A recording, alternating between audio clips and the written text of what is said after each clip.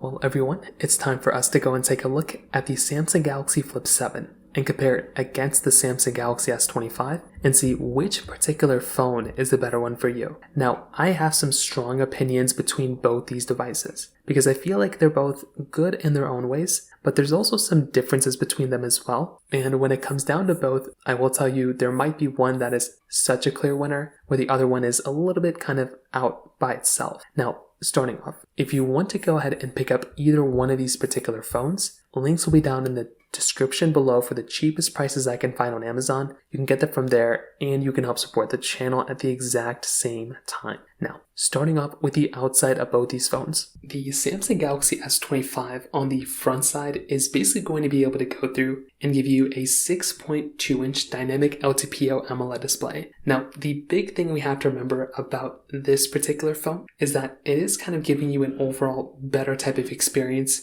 in a lot of different ways. So this type of device is giving you 2600 nits of peak brightness. It's going to also be able to give you 120 Hz display, but it is only one display, right? So it's not like a multiple, display layout. It's also not a foldable display like what you're getting on the Flip 7, but I would still say this is like a really good type of panel. I feel like in a lot of ways, anytime I've used a Galaxy S25 or S24 or S23, even an S22 or S21, these panels are some of the best panels you can basically pick up in that particular year. So with the S25, I feel like this is still giving you a really good type of experience, and it is without a doubt one of those types of panels that I probably would recommend, buying and going through and using. With the Flip 7, this one is a slightly different type of panel. So this one is giving you two different types of panels inside. You have to remember that. It's giving you the cover display, which is a 4.1-inch Super AMOLED display, and it's also going to be able to give you a 6.9-inch foldable dynamic LTPO AMOLED display. So that front display is probably not the one you're going to be using, that cover display, but that unfolded display, that main display, is going to be the one you're probably going to be using on an everyday basis. And the thing is, in my personal opinion, the panel on the Flip 7, the main panel you're using,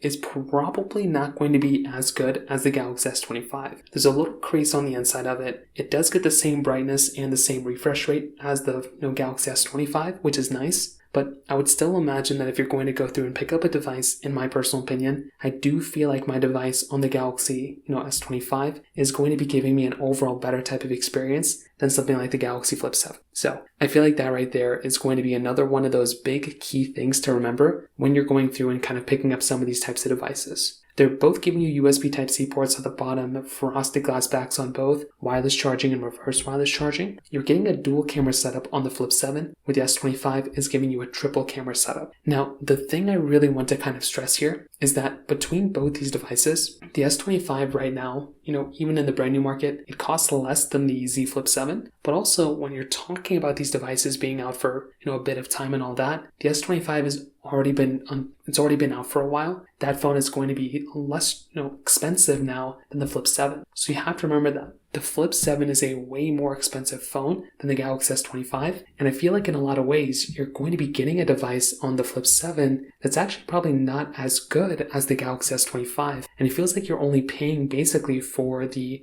advantage of kind of having like a foldable phone. So, that is going to be one of the things you're going to have to remember here. Now, when you're talking about the cameras here, this is also another big key difference. The Galaxy S25 is going to be able to give you a 50 megapixel wide-angle camera, a 10 megapixel telephoto lens, and then a 12 megapixel ultra-wide camera, where the Galaxy Flip 7 is giving you a 50 megapixel wide and then a 12 megapixel ultra-wide camera. So this right there is going to be a pretty big key difference in and of itself, because we're taking a look at a dual camera setup versus a triple camera setup. But another thing to keep in mind here as well, and this is a pretty big thing, is that when you're talking about the cameras themselves, you're able to do 8K capability, 8K filming on the back of the Galaxy S25, where the Flip 7 only gives you 4K at 60 capability. So it's really up to you on which way you kind of want to look at it. But once again, that right there is going to be another key difference here, because you're going to be able to look at both these devices and you're probably going to end up getting a much better type of experience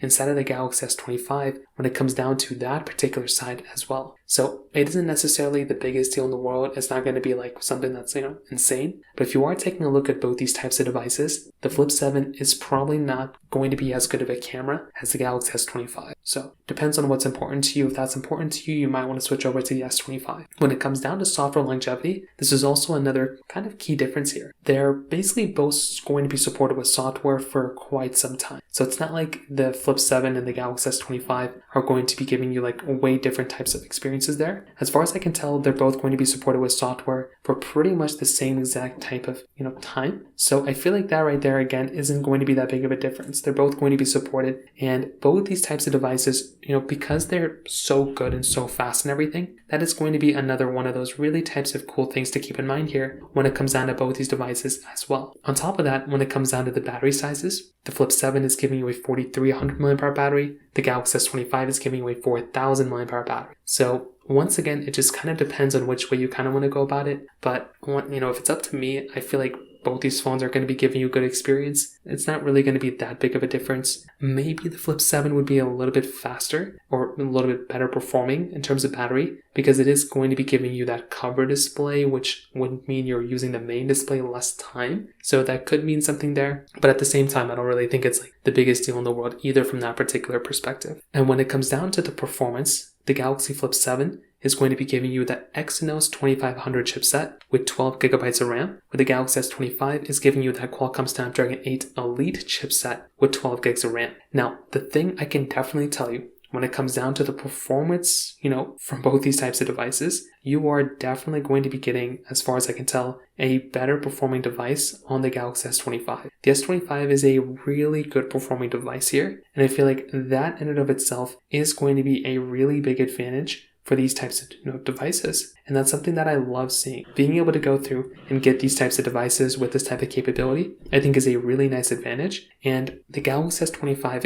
is definitely going to be the winner here from a performance perspective. I'm not too sure why Samsung went through and got the Exynos chipset this year. I feel like they should have just, not used their own and just used the Qualcomm ones, but maybe they wanted to, I don't know, because I don't like Exynos that much compared to Snapdragon. So when it kind of comes down to it, right, when I look at both these types of devices, I feel like both these phones are good performing phones, right? But I feel like the Galaxy S25 is a way better performing device here in almost every single way. That type of phone is going to be giving you a way faster type of experience. It's going to feel better. It's going to look better. And I feel like that is the phone that I would recommend almost every single person to go ahead and pick up. The Galaxy Flip 7, on the other hand, I don't really know if I would recommend this phone pretty much for anybody. I feel like this phone is cool, like it's a cool concept, but it genuinely just does not make any sense at all for me to recommend to anybody, I don't think. So if you want to, I would recommend buying a Galaxy S25 or a Galaxy S24, even a Galaxy S23 in some cases. I think a Galaxy S25 Plus would be a really good alternative to this phone, considering they give you similar types of display sizes. But with the Flip 7, if you don't really care that much about the folding thing, then I think something like a Galaxy Flip, like a Galaxy S25 is probably more than good enough in my personal opinion. So from that side, that kind of covers it up there. If you have any other thoughts or questions, please let me know in the comment section below. Hit the like button, that will mean so much, but definitely hit that subscribe button. More importantly than everything else, I love every single one of you guys. Hopefully I'll catch you guys in the next video. Peace out till then.